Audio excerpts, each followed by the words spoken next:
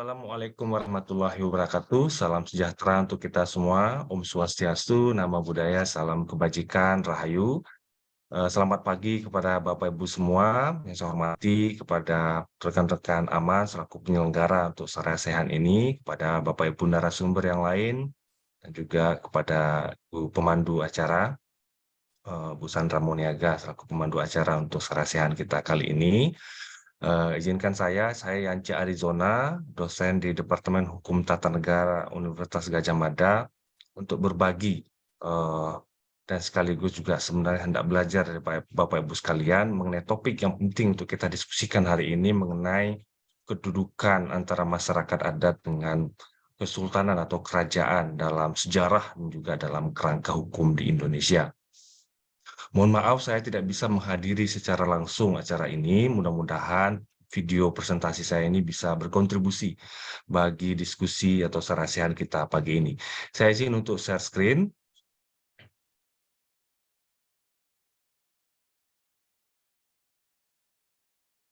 Baik, mudah-mudahan sudah terlihat.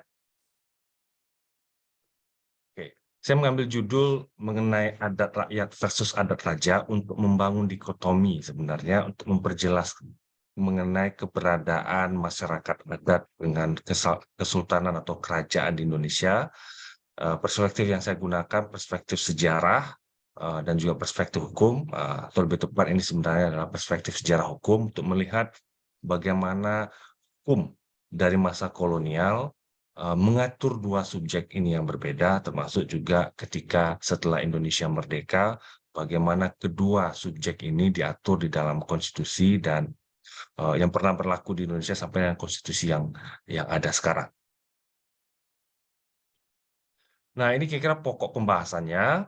Tentu ketika kita membicarakan mengenai masyarakat adat dan kerajaan kesultanan, kita bisa melihat dari dua isu utama. Pertama dalam kaitannya dengan tata pemerintahan, dan kedua berkaitan dengan hak atas tanah. Ya. Kemudian saya akan mulai dari konteks kolonial, melihat bagaimana kerangka hukum kolonial mengatur keberadaan masyarakat adat dan juga kesultanan kerajaan, lalu masuk ke dalam perkembangan konstitusi yang pernah berlaku di Indonesia, dan saya juga hendak melihat bagaimana persaingan di tingkat lokal sebenarnya antara masyarakat adat dengan kesultanan sebagai studi kasus, belajar dari pengalaman di Sumbawa. Yang berikutnya adalah mencoba untuk melakukan komparasi untuk melihat beberapa titik temu sebenarnya dan perbedaan antara kerajaan dengan masyarakat adat. Dan terakhir tentu adalah satu saran, rekomendasi mengenai agenda yang penting diperhatikan oleh gerakan masyarakat adat ke depan sebagai salah satu gerakan pemberdayaan ya bagi masyarakat-masyarakat yang termarginalkan.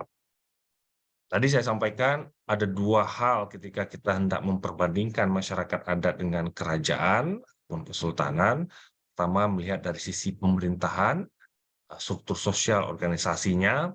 Yang kedua, berkaitan dengan haknya atas tanah yang sebenarnya eh, perlakuan terhadap hukum negara terhadap hak atas tanah antara kesultanan ataupun kerajaan dengan masyarakat adat ataupun masyarakat hukum adat berbeda di dalam kerangka hukum pertanahan kita. Ya, kalau kita lihat pada masa kolonial, penguasa Belanda pada masa kolonial menerapkan kebijakan yang disebut dengan indirect rule policy ya. Maksudnya adalah kebijakan yang dibangun oleh Belanda adalah kebijakan untuk melakukan pemerintahan secara tidak langsung. Artinya orang Belanda tidak secara langsung membangun birokrasi yang kompleks, yang lengkap di koloninya di Hindia Belanda pada waktu itu, melainkan melakukan kerjasama ya dengan kesultanan, kerajaan ya, dan membuat organisasi-organisasi penduduk pribumi itu bisa mengatur dirinya sendiri, ya, mengurus dirinya sendiri sehingga penguasa kolonial tidak perlu mengeluarkan banyak biaya dan juga banyak tenaga untuk mengurus birokrasi masyarakat di daerah koloninya. Nah, cara yang dilakukan adalah dengan membangun kontrak-kontrak politik dengan penguasa-penguasa lokal, dengan kesultanan dan kerajaan. Kontrak politiknya itu dalam bentuk panjang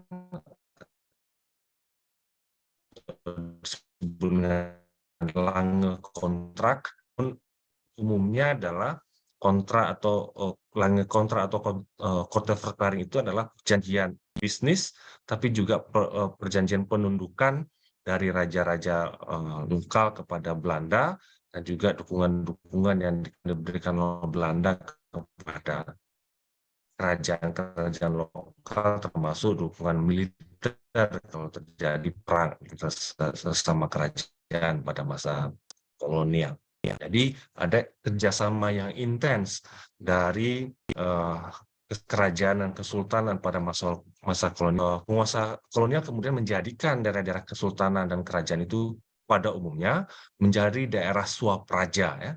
Daerah-daerah swapraja atau juga dikenal dengan Zelfbesturende Landschappen. Zelfbestur itu sebenarnya pemerintahan sendiri swapraja, begitu ya. Suatu sendiri, praja itu ya pengaturan organisasi tata pemerintahan secara sendiri. Nah, pada masa kolonial paling tidak sampai tahun 1942 ada 276 daerah swapraja, dan itu adalah kerajaan kesultanan pada waktu itu yang bekerja bersama dengan penguasa kolonial Belanda untuk mengatur organisasi pemerintahan pada penduduk pribumi.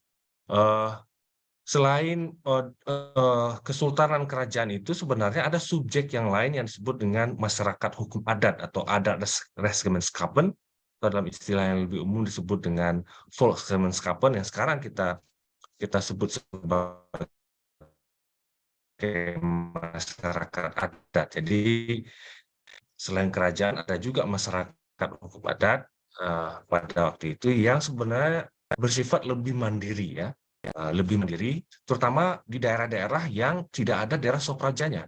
Daerah yang tidak ada daerah swapraja itu ada satuan masyarakat hukum adat yang mandiri, mengatur dirinya sendiri dan dapat berinteraksi dengan pihak luar. Nah, meskipun demikian ada juga satuan-satuan masyarakat hukum adat yang pada masa kolonial berada di dalam lingkup kerajaan, ya. Di dalam lingkup kerajaan. Jadi sebenarnya mereka selain berada di bawah kekuasaan kolonial, juga di bawah kekuasaan dari daerah-daerah swapraja itu. Nah, dan sering sekali ada pergeseran juga yang terjadi di antara masyarakat adat, masyarakat hukum adat yang memiliki hak atas wilayah mereka dengan kesultanan kerajaan yang membuat klaim tentang penguasaan tanah di teritori tertentu, ya. Nah, pada masa kolonial untuk membedakan dua subjek ini berbeda pada sejak masa kolonial, dan juga pengusaha kolonial Belanda juga memperlakukannya secara berbeda. Dengan kerajaan kesultanan mereka bikin kontrak, ya, kerjasama, sedangkan kemudian untuk daerah masyarakat hukum adat, pemerintahan lokal, desa sebenarnya, dan dalam bentuk atau nama lainnya di berbagai tempat di Indonesia, penguasa kolonial kemudian berupaya untuk melakukan penataannya melalui Inlandse Gemeenteordonnansie untuk di Jawa dan Inlandse Gemeenteordonnansie Buitengewicht untuk daerah-daerah di luar Jawa. Nah, itu untuk melakukan penataan yang dilakukan sejak tahun 1900-an awal, ya. Nah, kemudian ketika Indonesia menyatakan proklamasi kemerdekaannya, tentu para penyusun republik memperdebatkan, ya, struktur pemerintahan seperti apa yang hendak kita bangun, dan bagaimana memperlakukan masyarakat hukum adat dan juga kesultanan kerajaan yang sudah ada sebelum Indonesia merdeka, ya. Kita mesti memahami terlebih dahulu bahwa para founding fathers, para pendiri Republik Indonesia, terutama yang terlibat di dalam persidangan BPU PKI dan juga PPKI, adalah satu generasi baru yang banyak terinspirasi oleh ide-ide modernisme di Indonesia, dan kebanyakan mereka juga adalah orang-orang yang dididik dengan pendidikan Belanda, baik itu di negeri Belanda ataupun di Hindia Belanda. Jadi sangat terpengaruh oleh ide-ide modernisme, dan ketika perdebatan untuk menyusun negara yang akan dibentuk, mereka memperdebatkan apakah kita akan membentuk republik atau membentuk kerajaan. Nah, jadi ada perdebatan di BPUPKI, dan akhirnya perdebatan itu diputuskan melalui voting, ya. voting di dalam BPUPKI itu kemudian menghasilkan 55 orang pada waktu itu, menyetujui bentuk republik, 6 orang mendukung kerajaan, lain-lainnya ada 2 orang, ada 1 abstain, 1 orang. Jadi, Bapak Ibu sekalian, sejak, eee, persidangan BPUPKI itu kita sudah membangun satu komitmen, konsensus untuk membentuk republik ya, untuk tidak melanjutkan pemerintahan tradisional yang feodal dalam bentuk kerajaan atau kesultanan. Jadi itu satu komitmen kebangsaan sebenarnya ketika kita membentuk republik ini dan, argumentasinya kalau kita rujuk dalam argumentasi yang diajukan oleh para anggota BPUPKI, salah satunya adalah Muhammad Yamin. Muhammad Yamin menolak bentuk kerajaan karena 2 pertimbangan. Satu, menurutnya adalah monarki, kerajaan kesultanan itu akan menghasilkan dinasti ya. Dia tidak setuju dengan itu karena kita hendak membangun satu negara bangsa baru yang modern. Yang kedua, sulit kita untuk menentukan raja karena ada banyak sekali raja di Hindia Belanda pada waktu itu. Bagaimana menentukannya? Siapa yang akan menjadi raja di antara raja-raja yang banyak itu? Nah, jadi tapi meskipun demikian, kemudian, ada juga kekhawatiran ya yang di dalam, anggota BPUPKI pada waktu itu, okelah kita tidak membentuk kerajaan, tetapi orang yang akan menjadi kepala negara haruslah orang yang dengan persyaratan khusus, pada waktu itu karena ini semangat kebangsaan yang baru muncul, kemudian rumusan dari orang yang boleh menjadi presiden, karena presiden akan jadi selain kepala pemerintahan juga kepala kepala negara, bahwa presiden adalah harus orang Indonesia asli. Nah itu rumusan yang muncul pada waktu itu, dan sekarang kalau kita perhatikan lagi di dalam perubahan Undang-Undang Dasar, syarat, bahwa presiden harus orang Indonesia asli itu sudah diubah, karena, pernyataan ini kemudian, seringkali menjadi sumber untuk melakukan diskriminasi juga terhadap orang-orang, keturunan, terutama orang-orang keturunan Tionghoa, Arab, dan lain-lain di Indonesia. Nah, lalu selain perdebatan mengenai voting, mengenai bentuk negara antara republik dan kerajaan, hal yang lain juga diperbincangkan adalah kedudukan masyarakat hukum adat. Muhammad Yamin satu kali lagi juga mendukung desa-desa ya, masyarakat hukum adat sebagai bagian dari pemerintahan bawahan, itu bayangannya pada waktu itu. Dan Supomo punya pandangan bahwa Zelfbesturing de Landskappen dari Praja, termasuk juga masyarakat hukum adat yang dalam hal ini di dalam perdebatan BPUPKI disebut dengan Dorpsgemeenschappen, pemerintahan desa sebenarnya, sebagai bagian dari pemerintahan, yaitu pemerintahan tengah dan pemerintahan bawah. Dan kedua-duanya memiliki hak asal-usul sebagaimana disebutkan di dalam penjelasan Undang-Undang Dasar 1945 pasal 18. Nah, itu di dalam teks Undang-Undang Dasar Undang-Undang Dasar 45 memang tidak begitu eksplisit ya, menyebutkan baik itu kedudukan dan hak dari kerajaan kesultanan dan juga bagi masyarakat hukum adat. Yang ada dalam menyebutkan bahwa satuan-satuan pemerintahan seperti itu memiliki hak asal-usul.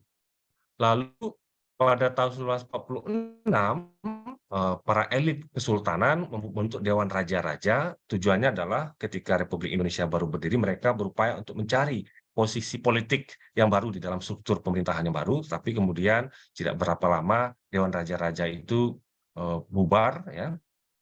Lalu di pemerintah juga, membuat undang-undang tentang pemerintahan daerah ya, Undang-Undang Nomor 22 tahun 1948.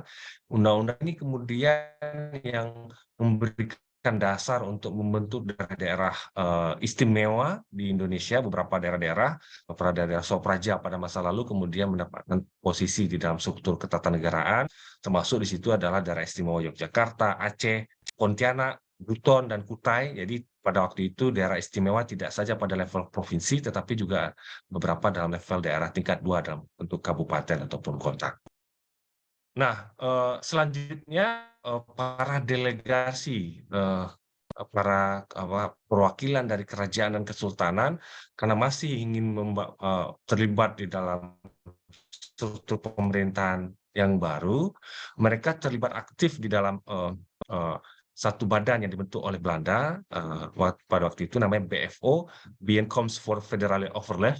Ini adalah satu dewan yang dibentuk oleh Belanda yang tujuannya adalah untuk mendorong pembentukan eh, negara federal di Indonesia, dan BFO juga ikut di dalam di dalam perjanjian konferensi meja bundar yang pada waktu itu dilakukan di Den Haag di Belanda. Jadi pada waktu itu delegasi Indonesia sebenarnya ada dua, satu dari BFO dan satu lagi dari pemerintahan Republik Indonesia hasil proklamasi yang diwakili oleh Hatta, dan BFO pada waktu itu adalah diwakili oleh Sultan Hamid dari Pontianak, dan ada beberapa sultan juga, kerajaan-kerajaan juga yang bergabung di dalam BFO ini, termasuk di situ adalah dari Raja Gianyar di Bali yang mendorong pembentukan negara federal. Dan kemudian kita sama-sama ketahui bahwa Konstitusi Republik Indonesia Serikat itu membuat negara Indonesia dalam bentuk federasi, dan di dalam beberapa ketentuan di dalam Konstitusi Republik Indonesia Serikat tersebut ada pengaturan mengenai daerah Sopraja. Jadi daerah Sopraja mendapatkan tempat di dalam Konstitusi Republik Indonesia Serikat pada waktu itu, dan karena ada dibuat kontrak-kontrak ya dengan daerah-daerah Sopraja pada waktu itu. Dan kita tahu bahwa Konstitusi RIS itu hanya berlaku sebentar, lalu diganti dengan Undang-Undang Dasar sementara 1950. Masih di dalam Undang-Undang Dasar sementara 1950 itu juga masih ada beberapa ketentuan berkaitan dengan daerah Sopraja diatur di dalamnya. Lalu ketika Presiden Soekarno mengeluarkan dekret Presiden 5 Juli 1959, Undang-Undang Dasar 19 sementara dibatalkan, kemudian kembali pada Undang-Undang Dasar 1945. Dan ketika kembali kepada Undang-Undang Dasar 1945 itu, Presiden Soekarno hendak membangun satu pemerintahan baru ya, yang anti feodalisme, dan tidak lagi memberikan tempat kepada daerah-daerah Sopraja itu untuk terlibat di dalam pemerintahan, kecuali beberapa daerah istimewa yang sudah ditetapkan, termasuk daerah istimewa Yogyakarta. Nah, setelah dilakukan amandemen terhadap Undang-Undang Dasar 1945 pada tahun 1999 sampai dengan 2002, kemudian dasar hukum mengenai dua subjek tadi itu dipisahkan ya, yang untuk kerajaan kesultanan itu kalau mereka mau menjadi bagian dari pemerintahan, mereka bisa menjadi daerah yang bersifat istimewa ataupun daerah khusus ya di dalam kerangka pemerintahan daerah. Selain itu, untuk masyarakat hukum adat diatur di dalam pasal 18B ayat 2 bahwa negara mengakui kesatuan masyarakat hukum adat beserta hak-hak tradisionalnya sepanjang masih hidup dan sesuai dengan perkembangan masyarakat dan prinsip NKRI yang diatur di dalam undang-undang. Jadi dua subjek itu dibedakan di dalam Undang-Undang Dasar. Selain dua ketentuan itu, ada juga beberapa ketentuan lain berkaitan dengan hak masyarakat adat yang ada di dalam pasal 28I ayat 3 dan juga pasal 32 ayat 1 Undang-Undang Dasar. Nah, itu kalau kita mau lihat dari sisi pemerintahan ya, dalam sejarah sejak masa kolonial sampai dengan beberapa konstitusi yang berlaku di Indonesia, antara masyarakat hukum adat dan kerajaan kesultanan itu punya dasar hukum yang berbeda. Ini dua subjek yang berbeda. Nah, lalu bagaimana kalau kita lihat dari sisi pertanahan ya, hak atas tanah ya. Kalau kita bicara tentang hak atas tanah, kita merujuk kepada Undang-Undang Pokok Agraria. Kalau kita lihat Undang-Undang Pokok Agraria punya beberapa ketentuan ya di dalamnya, dan UPA mengakui ulayat masyarakat hukum adat dengan beberapa persyaratan-persyaratan. Kalau kita lihat di dalam pasal 4 ayat 2 dan juga pasal 5 di UPA, pengakuan terhadap hak ulayat masyarakat hukum adat dia lakukan sepanjang tidak boleh bertentangan dengan kepentingan nasional, harus berdasarkan persatuan bangsa, sosialisme Indonesia, peraturan perundang-undangan yang lebih tinggi, dan juga mengindahkan unsur-unsur yang berdasarkan pada hukum agama. Jadi hak ulayat dan hukum adat di dalam UPA diakui dengan beberapa pembatasan tersebut. Jadi intinya adalah Undang-Undang Pokok Agraria mengakui keberadaan hukum adat dan hak ulayat dengan sejumlah persyaratan. Ini berbeda dengan perlakuan UPA terhadap tanah-tanah milik Sopraja. Kita lihat di bagian lain di dalam Undang-Undang Pokok Agraria bagian keempat di bagian penjelasan disebutkan bahwa hak dan wewenang atas bumi dan air dari Swapraja atau bekas Swapraja yang masih ada pada waktu mulai berlakunya undang-undang ini hapus dan beralih kepada negara. Jadi atas tanah yang dimiliki oleh kesultanan, kerajaan, dengan berlakunya UU PA itu maka hapus dan itu menjadi tanah yang langsung dikuasai oleh negara. Jadi itu berbeda perlakuannya dengan hak ulayat masyarakat hukum adat. Singkat kata, dalam kaitannya dengan hak atas tanah dalam kerangka hukum Indonesia, hak ulayat masyarakat hukum adat itu lebih kuat posisinya kalau diperbandingkan dengan tanah-tanah Swapraja yang dimiliki oleh kesultanan ataupun kerajaan pada masa lalu. Nah, eee, saya mau masuk sedikit dengan persaingan di tingkat lokal ya. Jadi, mungkin Bapak Ibu sekalian juga mengalaminya, tapi ini satu studi kasus kalau kita mau melihat di Sumbawa, konkret contoh bagaimana, kesultanan itu bisa menjadi satu, apa namanya, hambatan bagi advokasi pergerakan, gerakan masyarakat adat, eee, dan salah satu contohnya adalah di Sumbawa. Di Sumbawa ada Kesultanan Sumbawa yang, aktif sejak masa lalu dan, apa namanya, pada masa kolonial juga awalnya melakukan penolakan terhadap kedatangan Belanda, tetapi kemudian, membentuk kerjasama, dalam bentuk kontrak-kontrak dengan penguasa kolonial Belanda, menjadi daerah Swapraja dan juga, sejak Republik Indonesia merdeka, berupaya untuk terlibat di dalam, pembentukan negara federal, bahkan Sultan Sumbawa pada waktu itu pernah menjadi Ketua Parlemen Negara Indonesia Timur. Lalu tadi saya sampaikan sejak Presiden Soekarno mengembalikan Undang-Undang Dasar 1945, keberadaan kesultanan kerajaan perlahan mulai dihapus, dikikis, dan, ya posisi, sultan yang tadinya kepala daerah kemudian digantikan, oleh orang lain dan, ketika Sultan, Sumbawa, wafat 1975, posisi sultan itu kosong, baru kemudian setelah semangat, demokrasi keterbukaan pasca reformasi diangkatlah, penobatan sultan yang baru pada tahun 2011 ya. Nah, itu kembalinya kesultanan di dalam konteks Sumbawa, tapi di sisi lain ada juga komunitas masyarakat adat ya, yang sebenarnya secara kultural itu berbeda dengan, kesultanan, salah satunya adalah masyarakat suku, apa namanya, orang Berco ya, orang-orang yang menggunakan bahasa yang berbeda di bagian selatan. Di Pulau Sumbawa, mereka memang secara kultural berbeda dengan kesultanan ini, secara bahasa juga berbeda, tapi karena di bawah naungan, eee, kesultanan pada masa lalu kemudian dan, mereka sempat juga mengalami pengusiran dari wilayah mereka ketika Belanda menerapkan, peraturan penataan tentang desa pada tahun 1930-an. Jadi mereka dipindahkan dari dalam hutan ke lembah dan, kemudian, wilayah yang dulu mereka tinggalkan, bekas kampung mereka, pada masa Orde Baru kemudian diberikan oleh pemerintah izin untuk pengembangan emas dan tentu di sana masih ada bekas kuburan nenek moyang mereka, bekas perladangan mereka ya, masih ada relasi mereka dengan bekas kampung mereka yang lama, tentu mereka ingin mempertahankan itu, menyelamatkan itu dan juga tentu untuk menuntut apa kira-kira kalau itu tidak bisa dihindari tentu apa yang bisa diberikan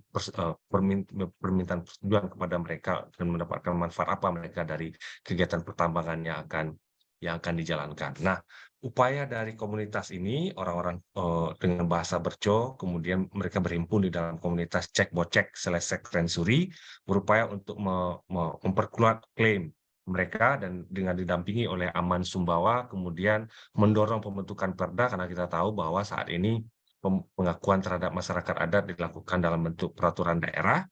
Mereka mendorong pembentukan Perda terutama pasca, keluarnya putusan MK 35.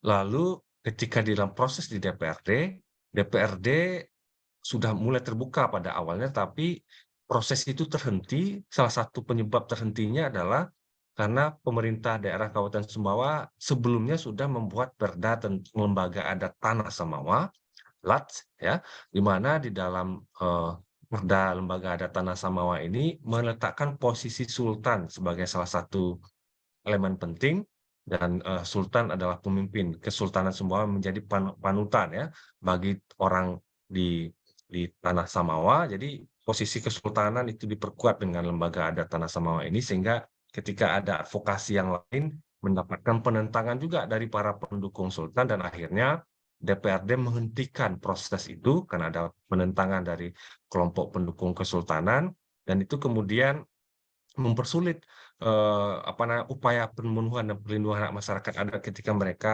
wilayah mereka ya, wilayah kampung mereka hendak dipergunakan oleh orang luar, untuk keperluan, tambangan. Jadi di sini sebenarnya kita melihat bagaimana 2 subjek yang berbeda itu bisa bertentangan di dalam praktik gitu ya, dan, kembalinya kesultanan itu bisa menjadi salah satu faktor menghambat gerakan untuk pemenuhan perlindungan hak masyarakat adat di daerah. Mungkin di daerah lain juga mengalami persoalan yang sama. Nah, berikutnya saya melihat bahwa ada beberapa titik pertemuan ya, dan tentu juga kita melihat ada perbedaan ya.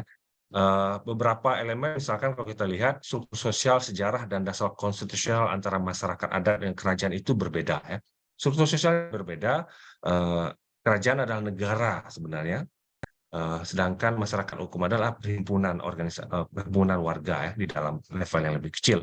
Sejarahnya juga berbeda, dasar konstitusionalnya juga berbeda, namun ada beberapa hal yang membuat, ini 2 subjek ini kadang, mungkin bagi sebagian elit politik dianggap sama, karena sama-sama mengalami, pembatasan oleh pemerintahan otoritarian pada masa lalu, pemerintahan Soekarno dan juga pemerintahan Soeharto, dan yang lain adalah kedua subjek ini sama-sama menggunakan ekspresi budaya sebagai dasar untuk memperoleh pengakuan. Kalau kita cermati, gerakan kesultanan kerajaan saat ini juga menggunakan ekspresi budaya, identitas kultural mereka sebagai upaya untuk memperoleh pengakuan, termasuk yang dilakukan juga oleh gerakan masyarakat adat.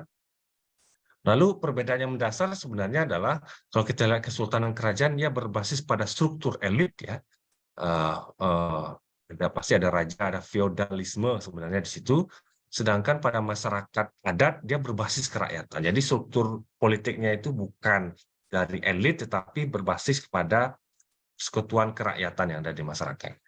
Lalu, dari sisi, hak atas tanah, hak ulayat masyarakat adat memiliki dasar konstitusional yang lebih kokoh ya, dan juga diperkuat oleh putusan Mahkamah Konstitusi, sementara tanah swapraja sudah dihapus oleh Undang-Undang Pokok Agraria kecuali untuk daerah-daerah seperti DI Yogyakarta yang masih diakui sampai hari ini. Nah, apalagi kalau kita lihat sekarang ini ekspresi budaya itu mendapatkan dukungan dari pemerintah ya, terutama kalau kita lihat Presiden Jokowi setiap upacara 17 Agustus terutama menampilkan pakaian adat sebagai salah satu bentuk ekspresi budaya, menunjukkan keberagaman, kultural di Indonesia, itu kemudian menjadi pintu masuk oleh, banyak kalangan untuk, meraih kembali hak-hak tradisional yang mereka pernah miliki pada masa lalu. Nah, eee, kira-kira apa yang perlu dilakukan oleh gerakan masyarakat adat ya, untuk melihat situasi ini? Karena kita sama-sama tahu bahwa, gerakan kerajaan kesultanan ini juga karena mereka juga menganggap punya adat sendiri gitu ya, punya adat, punya budaya sendiri dan mencoba juga untuk masuk di dalam wacana yang selama ini dimainkan, digerakkan oleh, gerakan masyarakat adat. Menurut saya yang perlu dilakukan pertama adalah untuk memperjelas perbedaan ya antara, masyarakat adat dan, kesultanan, bukan saja dengan memperjelas dasar konstitusionalnya, tapi yang jauh lebih penting adalah untuk memperjelas ideologi gerakannya. Jadi gerakan masyarakat adat harus tampil sebagai gerakan rakyat, gitu ya. Gerakan rakyat untuk berbasis kepada penyelesaian masalah-masalah konkret yang dihadapi oleh masyarakat adat di lapangan, ya. Jadi ini bukan gerakan elit. Jadi harus menampilkan itu, ini adalah gerakan rakyat, bukan gerakan elit yang hendak mengembalikan feodalisme di dalam pemerintahan, tapi gerakan rakyat yang hendak melakukan pemberdayaan bagi kelompok-kelompok yang termarginalkan karena kebijakan pemerintah. Dan selain itu, ya gerakan masyarakat adat harus berlandaskan pada kerakyatan sebagai gerakan anti terhadap feodalisme dan anti terhadap patriarki. Jadi gerakan masyarakat adat harus menjadi contoh untuk, ya menunjukkan mengikis, dimensi-dimensi feodalisme yang mungkin juga ada di dalam masyarakat hukum adat itu sendiri dan juga untuk mengikis patriarki, dominasi kelompok laki-laki yang sangat kuat di dalam struktur adat. Jadi gerakan perempuan adat, memberikan kesempatan kepada perempuan lebih terbuka dalam proses pengambilan keputusan di level lokal, itu bisa menjadi salah satu faktor penting ya, untuk membangun dikotomi antara gerakan masyarakat adat dengan gerakan kerajaan yang pada umumnya raja-raja adalah, laki-laki. Dan selain itu juga, selain bersandar kepada pasal 18B, kalau kita lihat di dasar konstitusi, juga perlu memperhatikan secara lebih besar juga porsi untuk masuk ke dalam pasal 28I ayat 3 dan pasal 32, karena pasal 28I itu berkaitan dengan hak asasi manusia sebenarnya, dan tentu hak asasi manusia itu melekat kepada rakyat, pada warga negara, dan bukan kepada struktur politik elit yang dalam bentuk kerajaan. Yang lain terakhir, masyarakat adat, komunitas masyarakat adat yang ada di daerah, terutama untuk komunitas masyarakat adat yang di tempatnya ada kesultanan kerajaan, maka perlu membangun kemandirian mereka supaya tidak terkooptasi oleh agenda elit kesultanan. Jadi karena elit kesultanan ini punya agendanya sendiri, jangan terkooptasi dengan agenda-agenda itu, harus konsisten untuk memperhatikan apa problem real yang dihadapi masyarakat dan itu yang menjadi sasaran untuk diselesaikan secara lebih baik. Nah, kira-kira itu yang bisa saya sampaikan dalam kesempatan ini. Maaf sayang sekali tidak bisa terlibat langsung dalam proses diskusi, namun apabila nanti ada beberapa hal dari kesimpulan pertemuan ini yang hendak didiskusikan, saya sangat terbuka untuk terlibat di dalam diskusi itu, dan kalau ada rumusan-rumusan kebijakan yang hendak dilahirkan dari sarjana ini, tentu saya juga dalam kesempatan yang berbeda akan sangat senang untuk bisa terlibat lebih jauh.